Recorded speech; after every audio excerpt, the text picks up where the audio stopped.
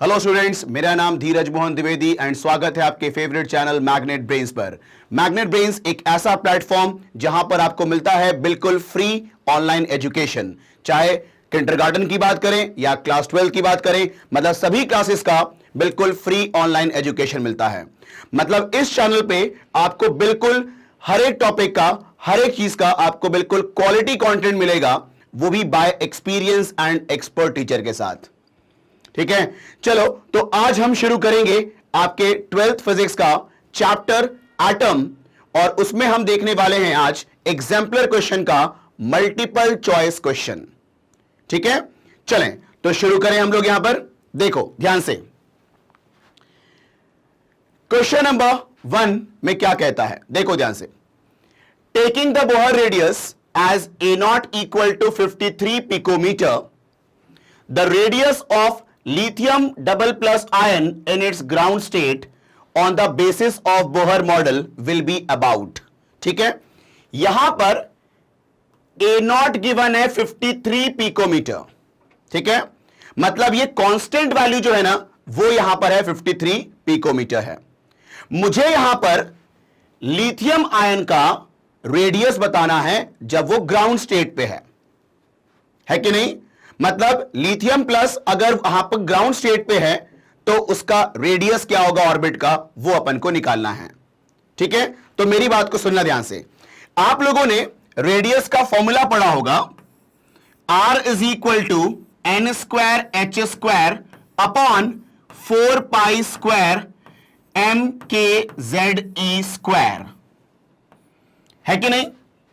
यहां पर अगर आप देखो तो एन स्क्वायर और जेड को छोड़ दो तो बाकी सब क्या है, कांस्टेंट है कि नहीं। मतलब मैं यहां पर कह सकता हूं ना कि R is proportional to n square by Z,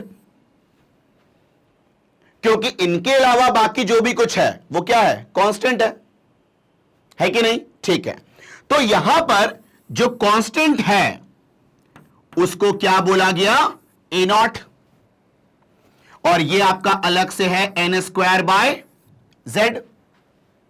ठीक है, अब देखो ध्यान से, यहां पर ए नॉट की वैल्यू कितनी है, 53 पिकोमीटर।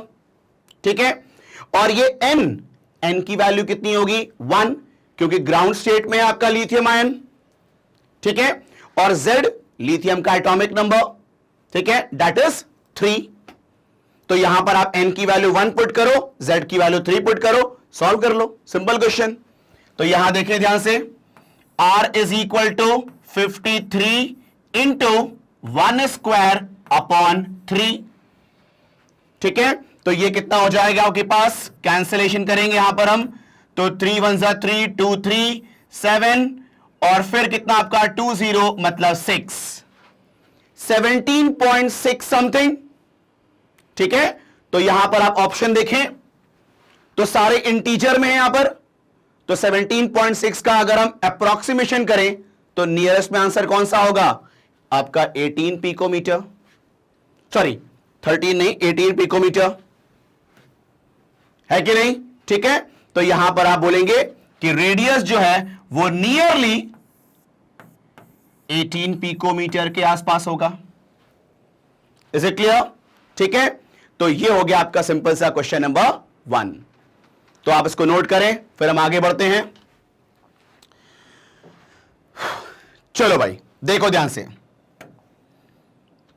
अब जो नेक्स्ट क्वेश्चन है बिल्कुल ध्यान से पहले सवाल को पढ़ेंगे अपन, है ना, समझेंगे, क्योंकि आज जो क्वेश्चंस होने वाले हैं आपके, वो सारे क्वेश्चंस जो आपके बिल्कुल कॉन्सेप्चुअल क्वेश्चन है। मतलब अगर आपको इस चैप्टर के बारे में अच्छे से नॉलेज है, ठीक है, तब जाके ऐसे क्वेश्चंस आपको क्लिक करेंगे।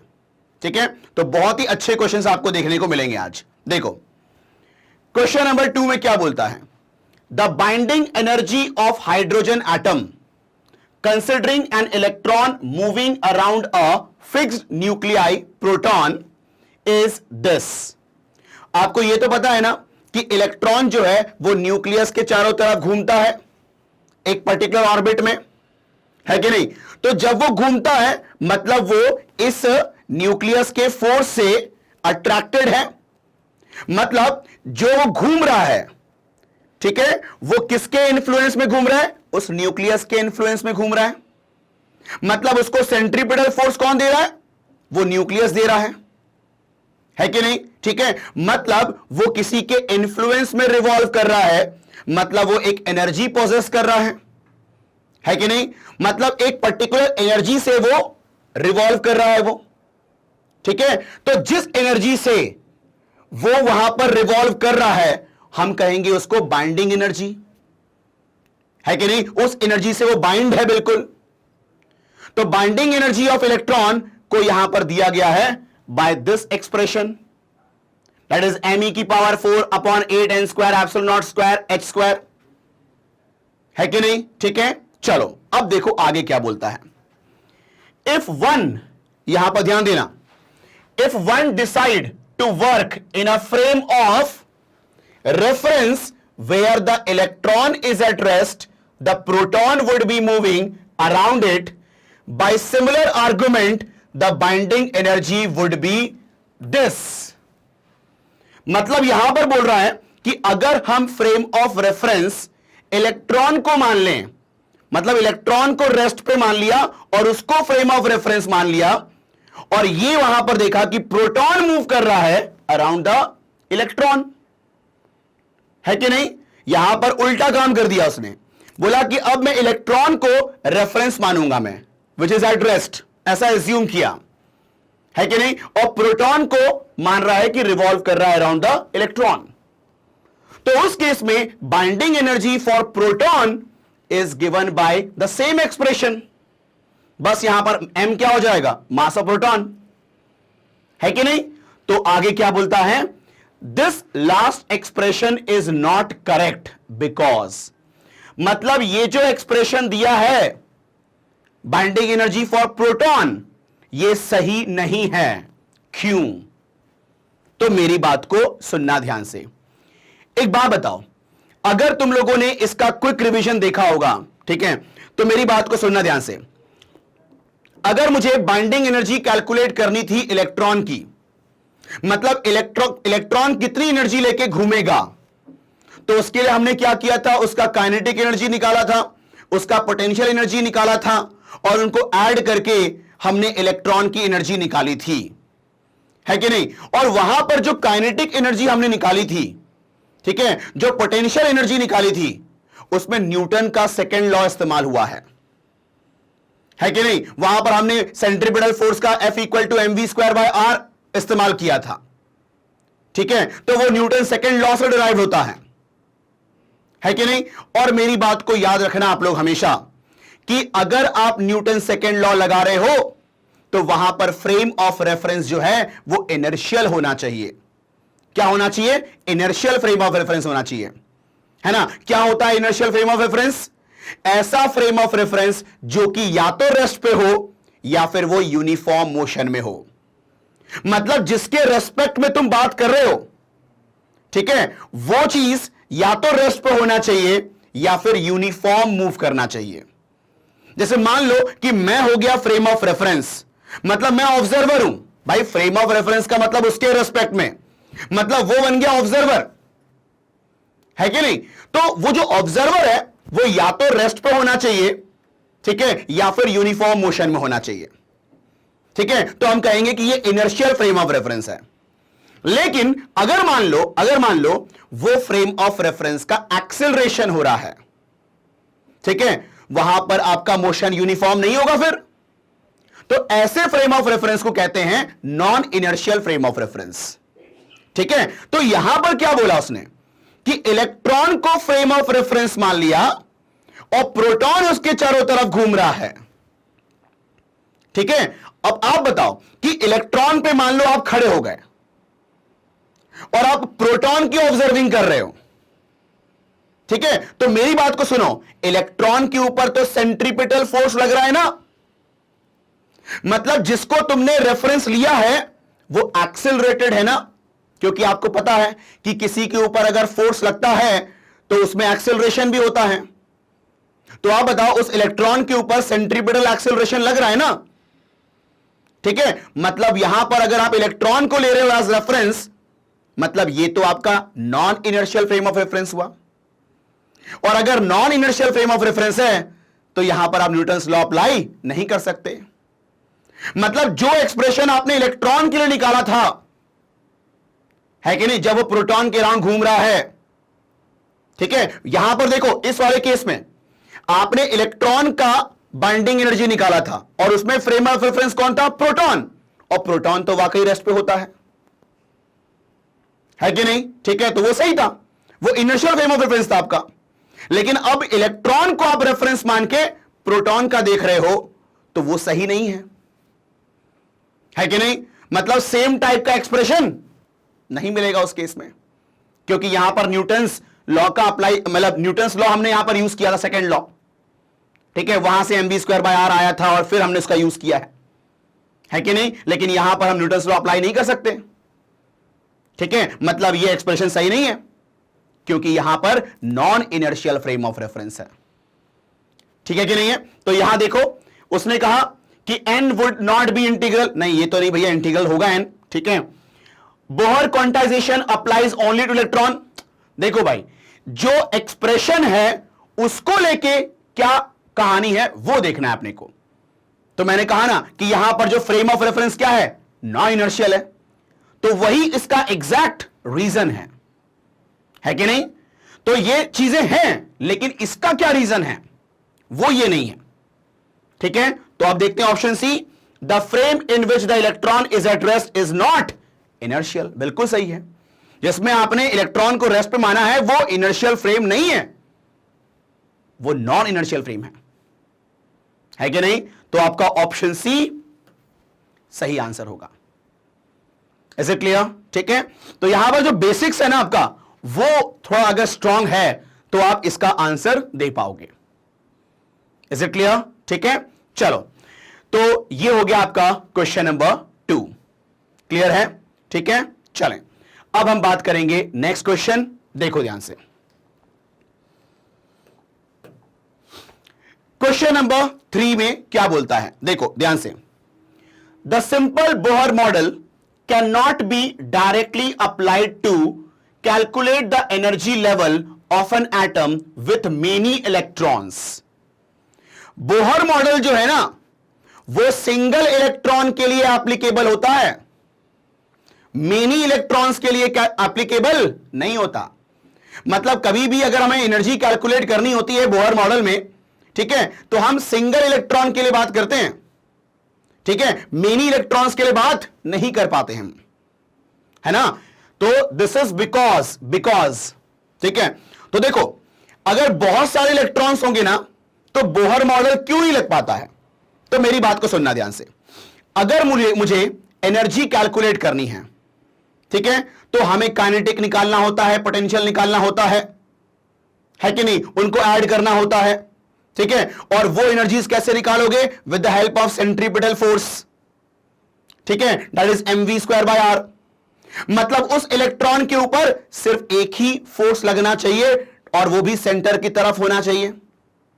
लेकिन अगर मान लो मैंने कहा कि ये आपका न्यूक्लियस है, ये आपका न्यूक्लियस है, ठीक है, ये इलेक्ट्रॉन रिवॉल्व कर रहा है, मान लो यहां पर इलेक्ट्रॉन रिवॉल्व कर रहा है ये, ठीक है, तो अभी यहां पर सिर्फ इसका फोर्स रहेगा टुवर्ड सेंटर, सिंगल इलेक्ट्रॉन होगा तो। लेकिन अगर मान लो एक और इलेक्ट्रॉन यहां पर है कि नहीं, मैंने बोला एक और इलेक्ट्रॉन यहां पर है, ठीक है, तो आप बताओ इसके ऊपर फोर्स अब ऐसा भी लगेगा ना, रिपल्सिव फोर्स, ठीक है। तो एक तो आपका इस तरफ फोर्स, एक इस तरफ फोर्स, तो इसके ऊपर जो नेट फोर्स होगा वो इधर हो जाएगा, है कि नहीं। मतलब यहां पर जो फोर्स है वो सेंट्रल नहीं हो पाएगा, ठीक है। और अगर फोर्स सेंट्रल नहीं होगा मतलब वहां पर आप एनर्जी कैलकुलेट नहीं कर सकते, ठीक है, क्योंकि वहां पर आप mv²r इस्तेमाल नहीं कर पाओगे। Is it clear? ठीक है, तो यहां पर एक ही इलेक्ट्रॉन के लिए बोहर मॉडल इस्तेमाल होता है, ठीक है, टू कैलकुलेट एनर्जी, है कि नहीं। तो यहां पर रीजन क्या था उसका? क्योंकि अगर ज्यादा इलेक्ट्रॉन्स होंगे, एक से ज्यादा इलेक्ट्रॉन्स होंगे, तो उस इलेक्ट्रॉन के ऊपर सेंट्रल फोर्स नहीं लगेगा, मतलब उसके ऊपर जो नेट फोर्स है वो सेंटर की तरफ नहीं होगा, है कि नहीं? तो यहां पर देखें, this is because of the electrons not being subject to a central force, है कि नहीं? बिल्कुल। तो ये होगा आपका आंसर ए। बाकी पढ़ लेते हैं B, of the electrons colliding with each other, उससे कोई फर्क नहीं है भाई, ठीक है? मतलब जो इसका रीजन है ना कि क्यों अप्लाई नहीं होता, मतलब मेनी इलेक्ट्रॉन्स के लिए, ठीक है, उसका रीजन यही है क्योंकि अगर मेनी इलेक्ट्रॉन्स हुआ तो वहां पर सेंट्रल फोर्स नहीं आ पाएगा, ठीक है कि नहीं है? तो बाकी ऑप्शंस को पढ़ने की जरूरत ही नहीं है, अपने को काम मिल गया अपने को। Is it clear? ठीक है, चलो, तो ये हो गया अपना आंसर, ठीक है, ए। तो ये था आपका क्वेश्चन नंबर 3। चलो भाई, अब देखते हैं हम लोग नेक्स्ट क्वेश्चन, क्वेश्चन नंबर 4। ध्यान देना आप लोग यहां पर, देखो क्या है सवाल क्वेश्चन नंबर 4 में। देखो, for the ground state the electron in the hydrogen atom, ठीक है, for ground state the electron in the hydrogen atom has an angular momentum h। भाई यहां पर h बार होता है, ये ऐसा होता है ये, ठीक है, जिसकी वैल्यू होती है h/2π, है ना? ठीक है, तो यहां पर क्या बोला कि ग्राउंड स्टेट में जो इलेक्ट्रॉन है हाइड्रोजन एटम का, उसका एंगुलर मोमेंटम होता है h/2π। बिल्कुल सही है, आप लोगों ने पढ़ा होगा कि angular momentum is given by integral multiple of h/2π, है ना? बोहर मॉडल के पोस्टुलेट्स होते हैं, ठीक है। तो ये बताओ यहां पर एंगुलर मोमेंटम h/2π क्यों हुआ? क्योंकि n की वैल्यू 1 ग्राउंड स्टेट है, ठीक है, तो आपका हो गया h/2π, बिल्कुल सही है, ठीक है।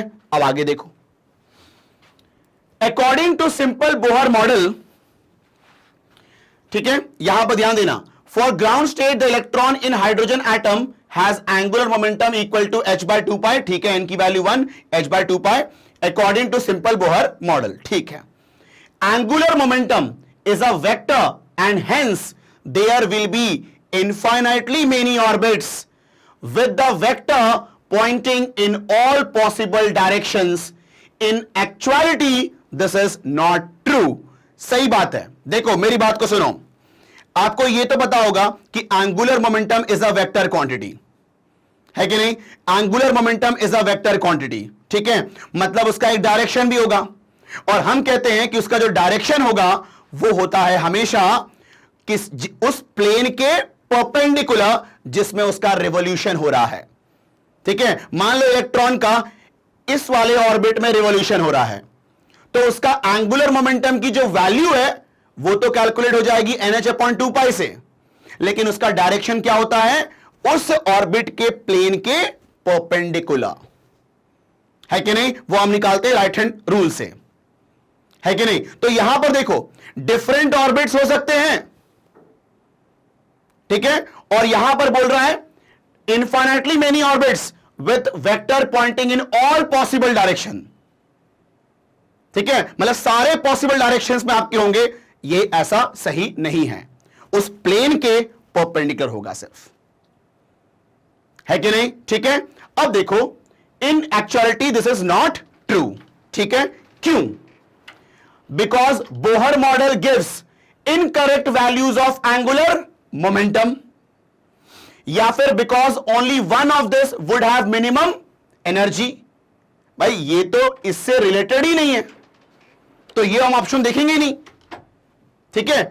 Angular momentum must be in the direction off spin off electron, ना ना ना ना, इलेक्ट्रॉन का जो स्पिन है, देखो उसका सर्कुलर मोशन और स्पिन दोनों में अंतर होता है, ठीक है। तो यहां पर बोल रहा है कि एंगुलर मोमेंटम जो है वो किसके अलोंग होगा? इलेक्ट्रॉन के स्पिन के अलोंग होगा। नहीं, एंगुलर मोमेंटम तो क्या होता है? उस ऑर्बिट का जो प्लेन है उसके होता है परपेंडिकुलर। तो ये गलत है, ये रिलेटेड नहीं है उससे जिसकी बात कर रहा है वो। फिर because electrons go around only in horizontal orbits, ये भी स्टेटमेंट रॉन्ग है, और ना ये इससे रिलेटेड है जिसकी बात कर रहा है वो, ठीक है। मतलब वो क्या बोल रहा है? Because electrons go around only in horizontal orbit. आप ये बताओ, ये न्यूक्लियस है, ठीक है, ऑर्बिट तो ऐसा भी हो सकता है, ऐसा भी हो सकता है, ऐसा भी हो सकता है, जरूरी थोड़ी ना है कि सिर्फ हॉरिजॉन्टल ऑर्बिट होगा, ठीक है कि नहीं है? तो ये भी रॉन्ग है। अब हम देखते हैं ऑप्शन ए में, ठीक है, यहां पर हमने फिल्टरिंग की है ऑप्शंस की, ठीक है। अब देखते हैं, बचा तो सिर्फ आपका ए। अब देखो, because Bohr model gives incorrect values of angular momentum, मतलब ये जो स्टेटमेंट है वो सही नहीं है, क्योंकि बोहर मॉडल एंगुलर मोमेंटम का इनकरेक्ट वैल्यू देता है। अब थोड़ा सा विचार करते हैं इसमें, क्या वाकई बोहर मॉडल जो है एंगुलर मोमेंटम का इनकरेक्ट वैल्यू देता है? तो बात थोड़ी बहुत सही है। मालूम है क्यों? देखो, अगर मुझे एंगुलर मोमेंटम की वैल्यू चाहिए, मतलब मुझे किसी वेक्टर की वैल्यू चाहिए, और अगर वेक्टर की वैल्यू चाहिए तो मुझे उसका मैग्नीट्यूड भी चाहिए, मुझे उसका डायरेक्शन भी चाहिए। लेकिन बोहर मॉडल से हमें सिर्फ एंगुलर मोमेंटम का मैग्नीट्यूड मिलता है। उस एंगुलर मोमेंटम का डायरेक्शन क्या होगा वो हम नहीं देख पाएंगे। तो बताओ ना यार कि angular momentum is NH/2π। N की वैल्यू तो ठीक है ना, वो तो हम डिपेंडिंग ऑन कौन सा स्टेट में हम एन की वैल्यू डालेंगे। लेकिन आप बताओ, इस फॉर्मूले से क्या आपको डायरेक्शन के बारे में जानकारी मिल रही है? नहीं ना, ठीक है। लेकिन जो आपने पढ़ा था L = mvr, वहां से हम लोग बोलते हैं कि R × V जो है आपका, वहां से डायरेक्शंस मिलते हैं। लेकिन यहां पर बोहर मॉडल से जो फॉर्मूला मिला था NH/2π, ठीक है, वहां से आपको डायरेक्शन के बारे में जानकारी नहीं मिल रही है, सिर्फ उसके वैल्यू को लेकर जानकारी मिल रही है। मतलब कंप्लीट इंफॉर्मेशन एंगुलर मोमेंटम का नहीं मिल पा रहा है। तो हम कह सकते हैं ना, it does not give the incorrect values, क्योंकि कंप्लीट इंफॉर्मेशन नहीं मिल पा रहा अपन को, है कि नहीं? ठीक है, तो यहां पर ये वो जो ऑप्शन ए है ये सबसे बेटर ऑप्शन है, ठीक है। तो answer is a. Incorrect value मतलब वहां से सिर्फ हमें मैग्नीट्यूड मिलता है, ना कि डायरेक्शन। तो ओवरऑल हम उसको इनकरेक्ट वैल्यू बोल सकते हैं। Is it clear? ठीक है कि नहीं है? चलो, तो ये हुआ आपका क्वेश्चन नंबर 5। अब हम आगे बात करते हैं नेक्स्ट क्वेश्चन की तरफ। देखो,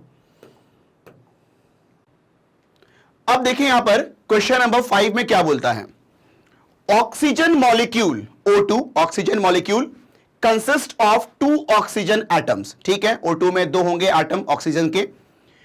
in the molecule nuclear force between the nuclei of the 2 atoms.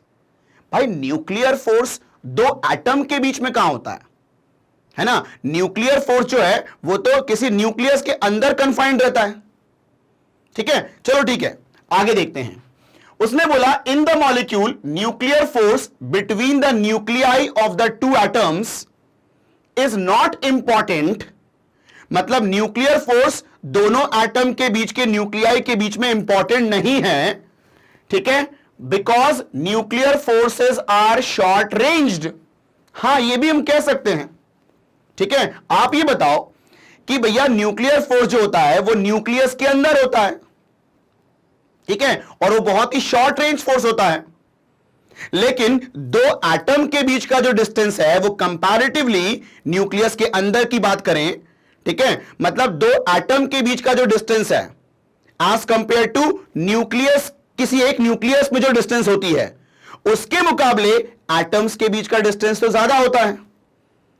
तो उस केस में तो न्यूक्लियर फोर्स वहां पर अपना रोल नहीं निभा पाएगा, है कि नहीं? तो यहां पर क्या बोला कि nuclear force between the nuclei of 2 atom is not important because nuclear force is short range force.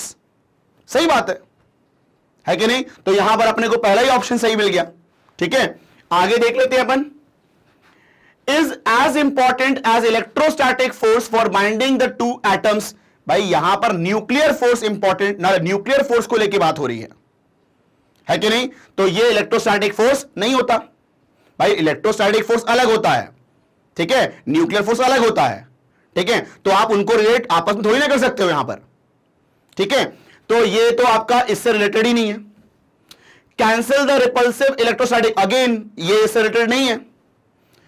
Is not important because oxygen nucleus have equal number of neutrons and protons.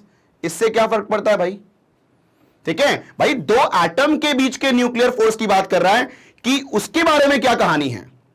तो भाई दो एटम के बीच में nuclear force हो ही नहीं सकता है, ठीक है, क्योंकि न्यूक्लियर फोर्स जो है वो आपका शॉर्ट रेंज फोर्स होता है कि नहीं? और यहां पर दो एटम के बीच का डिस्टेंस ज्यादा होगा, ठीक है। और वैसे भी न्यूक्लियर फोर्स जो है वो तो किसी एक न्यूक्लियस के अंदर कन्फाइंड रहता है, ठीक है कि नहीं है? तो यहां पर चारों ऑप्शन रीड करने के बाद जो एप्रोप्रिएट आंसर है वो हमारा ए है, ठीक है कि नहीं है? चलो, तो ये हो गया आपका क्वेश्चन नंबर 5, ठीक है। चलें अब हम देखते हैं नेक्स्ट क्वेश्चन। देखो, 2 hydrogen atoms in the ground state collide inelastically, मतलब यहां पर काइनेटिक एनर्जी का लॉस होगा, ठीक है।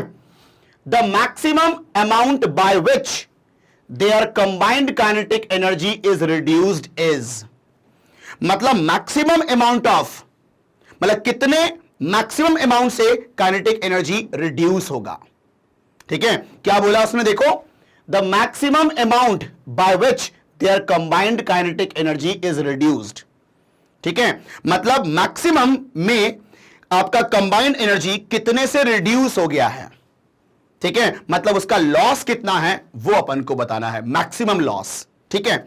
अब बेटा मेरी बात को सुनना ध्यान से, यहां पर कोलिजन की कहानी है, ये एटॉमिक कोलिजन है। यहां पर देखो ध्यान से सुनो, क्या होता है जब कोई दो एटम कोलाइड करते हैं, ठीक है, तो अगर उन कोलिजन में एनर्जी का लॉस होगा ना, ठीक है, तो वो जो लॉस ऑफ एनर्जी होगा वो हमेशा कोई ना कोई एटम उसको एब्जॉर्ब कर लेता है।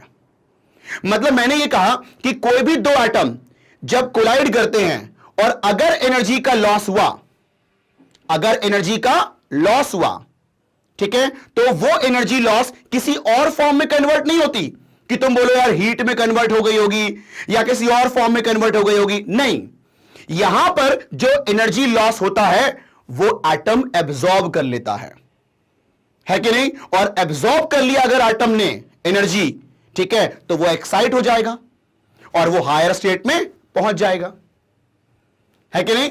तो यहां पर क्या बोला उसने? इन इलास्टिकली कोलिजन हुआ है, मतलब काइनेटिक एनर्जी का लॉस हुआ है। और अगर काइनेटिक एनर्जी का लॉस हुआ है तो वो जो लॉस ऑफ काइनेटिक एनर्जी है, ठीक है, वो किसी ना किसी एटम ने एब्जॉर्ब किया होगा और वो एक्साइट हो गया होगा, है कि नहीं? तो हम कहते हैं कि अगर यहां पर मुझे मैक्सिमम लॉस निकालना है, ठीक है, तो यहां पर कोई एक एटम एक्साइट होकर के पहुंच गया होगा फर्स्ट एक्साइटेड स्टेट में, है कि नहीं? ठीक है, मतलब ग्राउंड से आपका n = 2 पे पहुंच गया होगा वो। आ रही है बात समझ में? मतलब यहां पर अगर अपन को मैक्सिमम लॉस निकालना है तो उस केस में हमको ये मालूम होना चाहिए कि उस केस में कोई ना कोई एक एटम एक्साइट हो गया होगा, ठीक है कि नहीं है? तो देखो ध्यान से, सुनो मेरी बात को। फॉर मैक्सिमम लॉस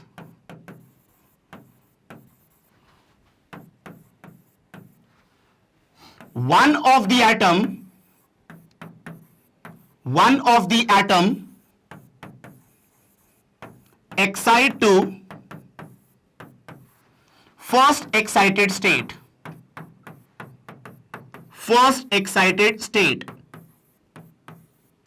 है कि नहीं? ठीक है, तो यहां पर जरा देखो, मतलब एक एटम जो है वो पहुंच गया फर्स्ट एक्साइटेड स्टेट पे, मतलब n = 2 पे पहुंच गया, और एक जो है वो अभी ग्राउंड पे ही है। दोनों एक साथ नहीं पहुंचेंगे, ठीक है, कोई एक एब्जॉर्ब करेगा और पहुंच जाएंगे फर्स्ट एक्साइटेड स्टेट पर, है कि नहीं? चलो अब देखो ध्यान से, जब फर्स्ट एक्साइटेड स्टेट पे पहुंच गए, अब जो एनर्जी होगा कंबाइंड एनर्जी वो निकालते हैं, ठीक है? चलो ध्यान देना आप लोग, combined kinetic energy, combined kinetic energy, ठीक है, ध्यान देना बस आप यहां पर। आप बताओ, एक एटम कहां पर है? ग्राउंड पे ही है, तो ग्राउंड पे कितनी होगी उसके पास एनर्जी हाइड्रोजन एटम की? तो -13.6 अपॉन 1 स्क्वायर ना, ठीक है। तो ये देखो, अपन अगर सिर्फ वैल्यू की बात करते हैं तो यहां देखो 13.6 अपॉन 1 स्क्वायर, ठीक है, जो ग्राउंड स्टेट पे था, ठीक है। अब देखो, जो आपका फर्स्ट एक्साइटेड स्टेट पहुंच गया है उसके पास कितनी एनर्जी होगी? 13.6 अपॉन 2 स्क्वायर ना, है कि नहीं? चलो तो बताओ कितना होगा ये? 13.6 प्लस ये कितना होगा? 13.6 अपॉन 4, तो ये हो जाएगा आपके पास 3 और फिर 1 6 मतलब 4, ठीक है। तो ये कितना हुआ ऐड करने के बाद? दिस इज 17 इलेक्ट्रॉन वोल्ट, ठीक है। मतलब जैसे ही वहां पर कोलिशन हुआ एनर्जी का लॉस वगैरह हुआ होगा, ठीक है। और जब पहला आइटम पहुंच गया एक्साइटेड स्टेट में, फर्स्ट एक्साइटेड स्टेट में, और दूसरा कहां पर है? ग्राउंड पे ही है, तो कंबाइंड काइनेटिक एनर्जी कितनी आ रही है? 17 इलेक्ट्रॉन वोल्ट, ठीक है। मतलब कोलिशन के बाद इतनी एनर्जी उनके पास है, ठीक है। कोलिशन से पहले कितनी एनर्जी थी पहले वो निकालने क्या, ठीक है। तो बिफोर कोलिशन, यहां देखो नेक्स्ट पेज में देखो आप, बिफोर कोलिशन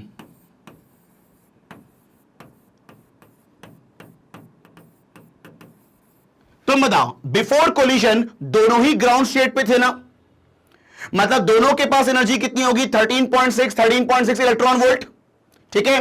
तो बताओ before collision total kinetic energy is 13.6 plus 13.6 that is equal to 27.2 electron volt. तो कोलिशन के पहले इतना उसके पास एनर्जी था और कोलिशन के बाद कितना एनर्जी हो गया? 17 इलेक्ट्रॉन वोल्ट। तो जो उनका डिफरेंस होगा वो लॉस होगा ना, ठीक है कि नहीं है? तो आप बताओ, जो लॉस होगा मतलब उतने से ही रिड्यूस हुआ है ना वो, ठीक है। तो आप क्या बोलोगे? काइनेटिक एनर्जी रिड्यूस्ड बाय, ठीक है, 27.2 माइनस आपका कितना? 17, तो ये आएगा कितना आपके पास? 10.2 इलेक्ट्रॉन वोल्ट, ठीक है। मतलब इतने से रिड्यूस हुआ है, मतलब इतना उसका लॉस है। Is it clear? ठीक है, कोई दिक्कत तो नहीं। तो यहां पर ऑप्शन देखते हैं, दैट इज 10.2 इलेक्ट्रॉन वोल्ट, ठीक है। Is it clear? तो ये था आपका सिंपल क्वेश्चन नंबर 6। तो आप इसको नोट करें, फिर हम आगे बढ़ते हैं। चलो भाई,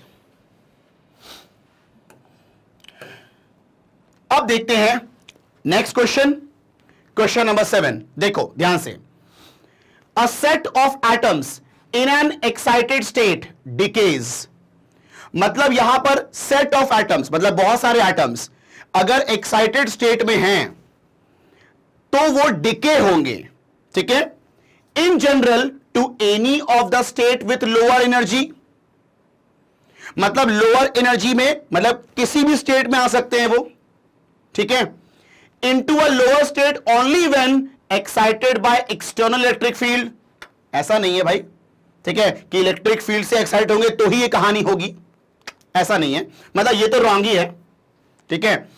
now all together simultaneously into a lower state, मतलब सबके सब लोअर स्टेट में आ जाए ये जरूरी नहीं है, ठीक है। मतलब तुम ये बताओ, अगर एटम्स एक्साइटेड स्टेट में हैं तो वो डिके होकर के किसी भी स्टेट में लोअर वाले में आ सकते हैं, है ना, मतलब उससे कम वाले में कहीं पर भी आ सकते हैं वो, ठीक है कि नहीं है। मतलब ऑप्शन ए को देखो तो in general to any of the state with lower energy, बिल्कुल है कि नहीं, ठीक है। तो यहां पर ऑप्शन ए तो आ गया आंसर।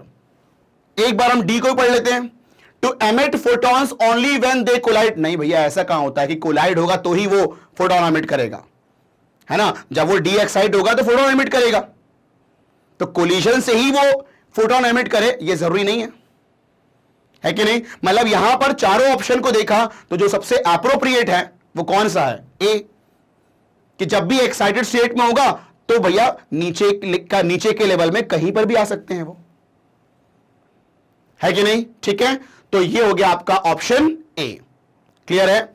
चलें, तो यहां तक जो आपका सवाल था ना वो क्या था? आपका सिंगल चॉइस क्वेश्चन था।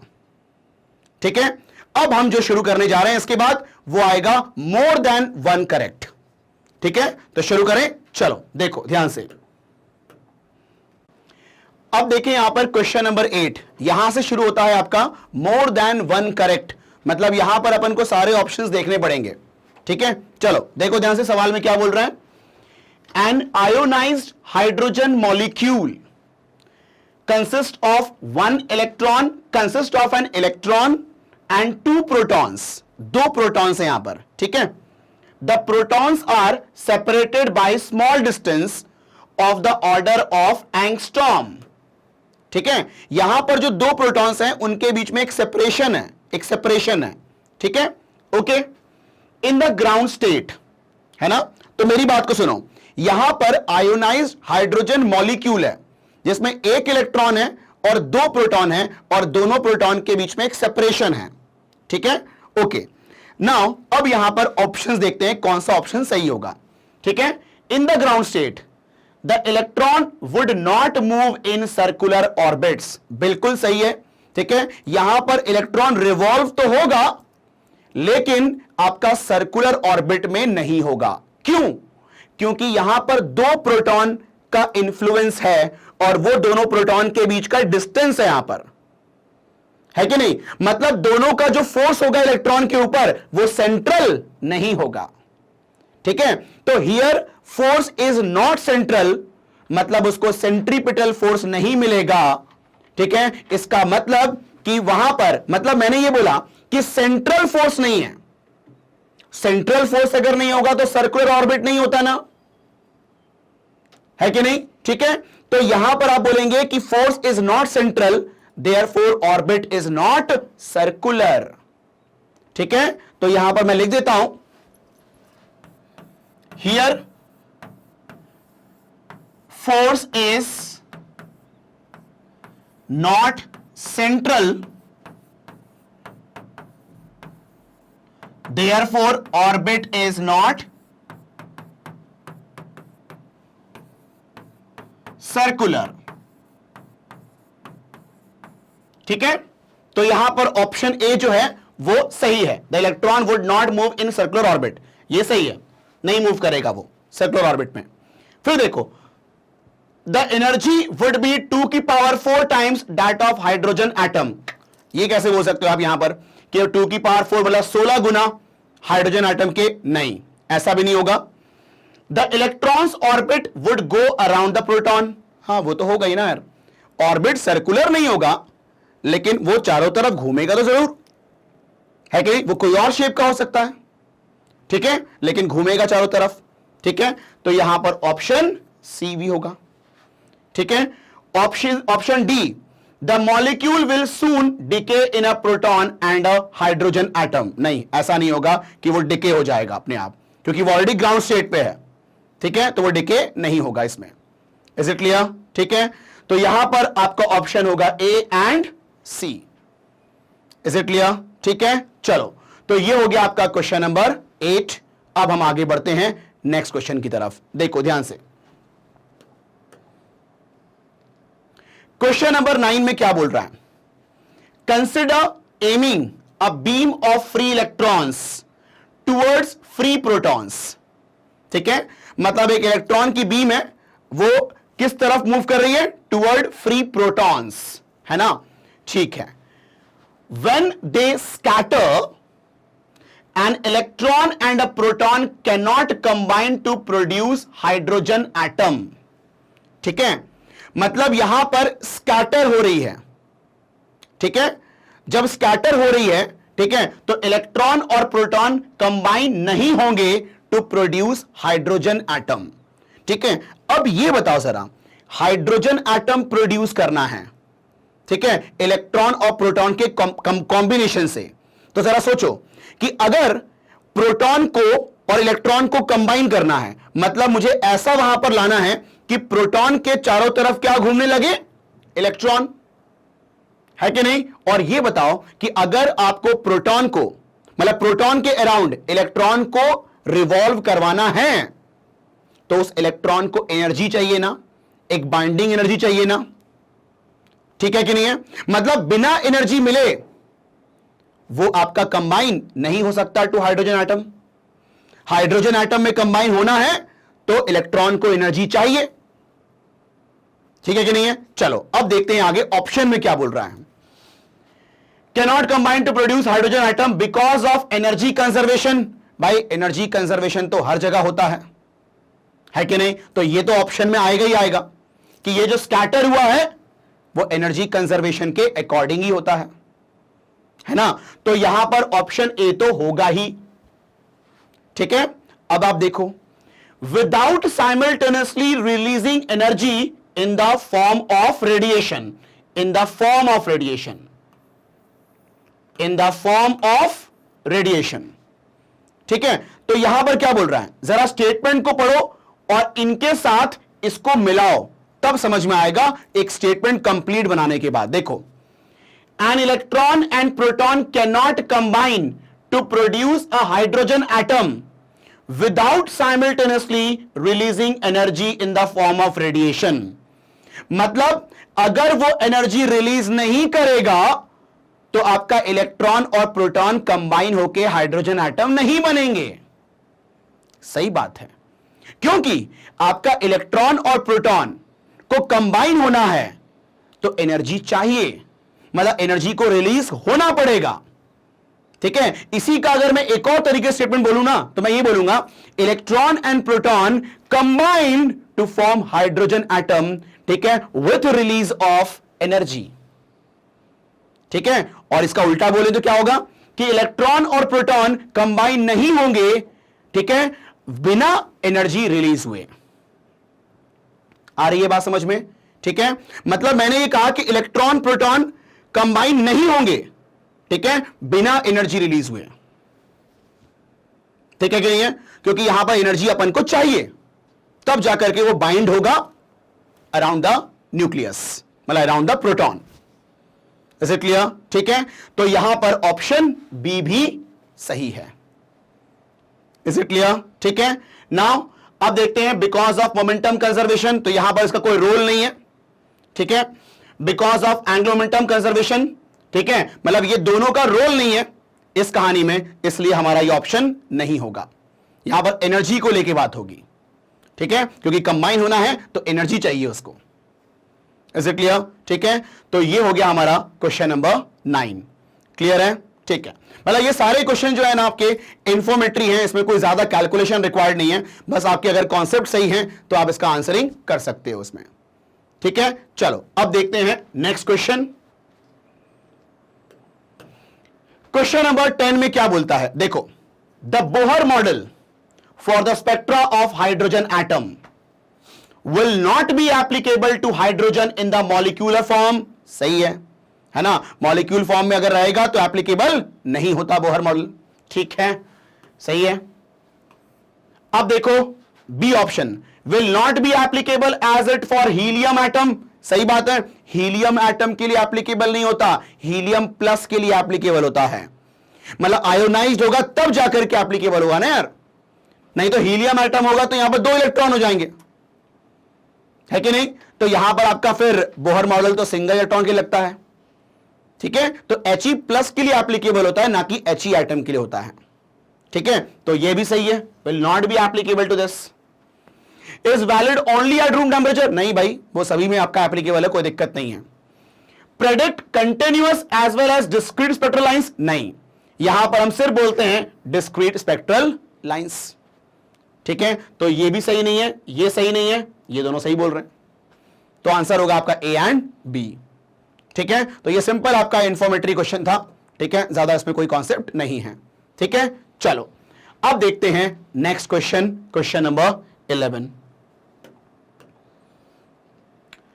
क्वेश्चन नंबर 11 में क्या बोलता है, देखो ध्यान से, the Balmer series for the hydrogen atom can be observed.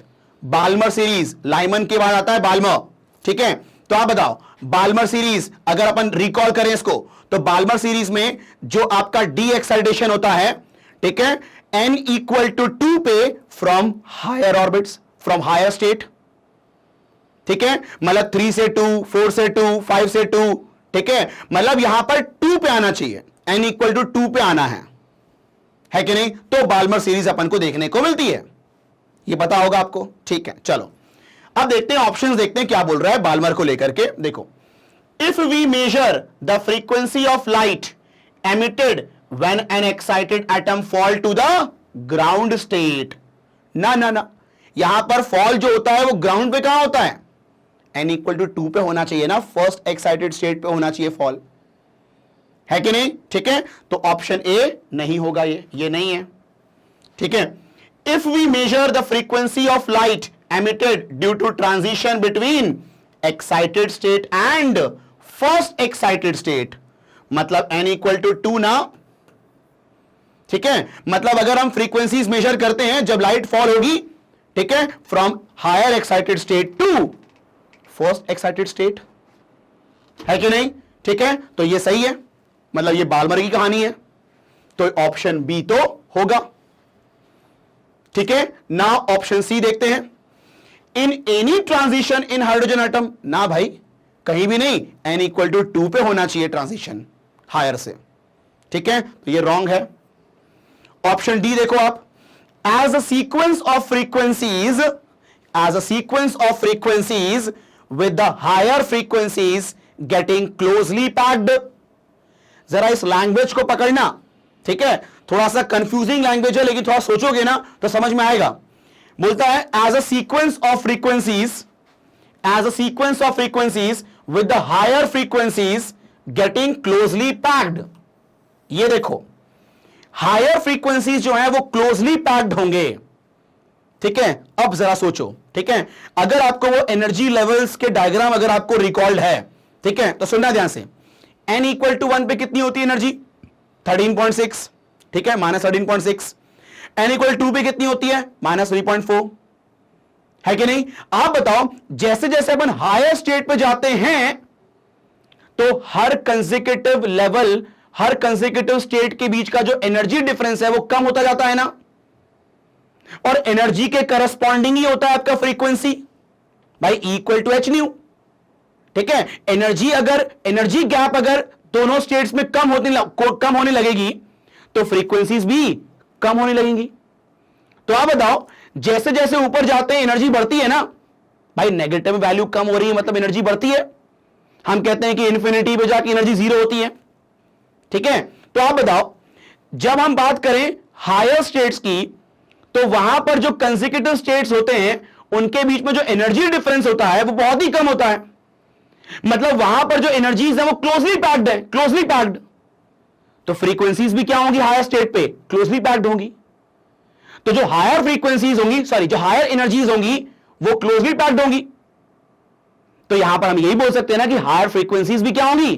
Closely packed होंगी, है कि नहीं? फॉर एग्जाम्पल, अगर मान लो मैं बोलता हूं कि n इक्वल टू 7 से 8, ठीक है, और वहीं अगर मैं बोलता हूं, मैंने बोला कि n इक्वल टू आपका 2 से 1, ठीक है, के लिए 2 से 1, ठीक है, तो आप बताओ यहां पर जो एनर्जी गैप है और वहां जो एनर्जी गैप है, तो हायर वाले में कम एनर्जी गैप होगा ना यार, है कि नहीं?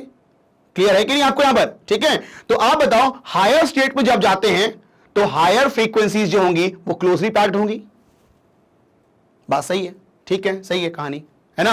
तो ऑप्शन डी भी होगा,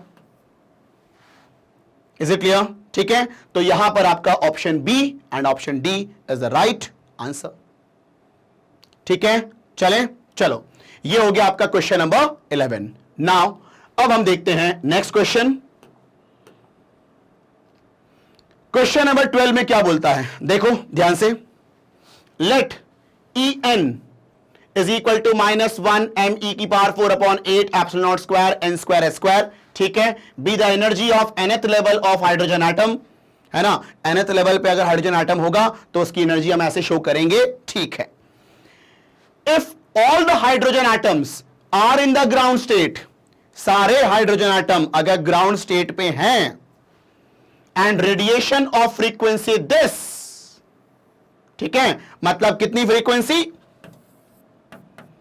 E2 minus E1 upon H, ये रेडिएशन की फ्रीक्वेंसी है ना, मतलब इस फ्रीक्वेंसी का रेडिएशन अगर फॉल होता है उन हाइड्रोजन एटम्स पर जो ग्राउंड स्टेट में हैं, ठीक है, तो क्या कहानी होगी, ठीक है, तो जरा सोचो, यहां पर जो फ्रीक्वेंसी है वो E2 minus E1 upon H है, मतलब एनर्जी की बात करें तो E2 minus E1 equal to H new,